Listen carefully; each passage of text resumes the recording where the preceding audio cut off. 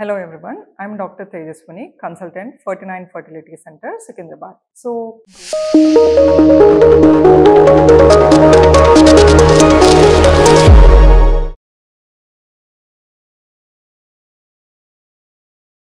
కొంతమంది couples fertility సెంటర్స్కి వెళ్ళినప్పుడు fertility ఎవాల్యుయేషన్లో వాళ్ళకి ఐవీఎఫ్ అవసరం పడింది అని సజెస్ట్ చేసినట్టయితే అలాంటి కపుల్స్ సరే ఎలాగో ఐవీఎఫ్ఏ సజెస్ట్ చేశారు కదా, ఇప్పుడైతే ఏంటి, ఒక 3 years తర్వాత అయితే ఏంటి, ఒక 5 years తర్వాత అయితే ఏంటి అని ఆలోచించే కపుల్స్ చాలామంది ఉంటారనమాట. But that is a wrong decision.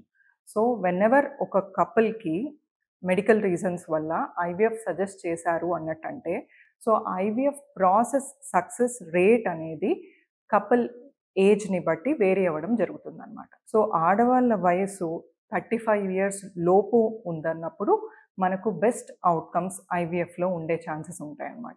అలా కాకుండా వన్స్ ఆ 35 years ఏజ్ క్రాస్ అయినప్పుడు 35 to 40 yearsలో మనకు ఎగ్ క్వాలిటీలో ఇష్యూ ఉండే ఛాన్స్ ఉంటుంది. అంటే ఎగ్లో మనకు క్రోమోజోమల్ అబ్నార్మాలిటీస్, జన్యుపరమైన లోపాలు ఉండే ఛాన్సెస్ ఎక్కువగా ఉంటాయన్నమాట.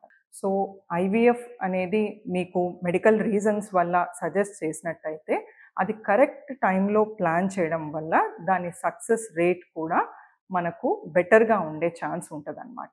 Thank you.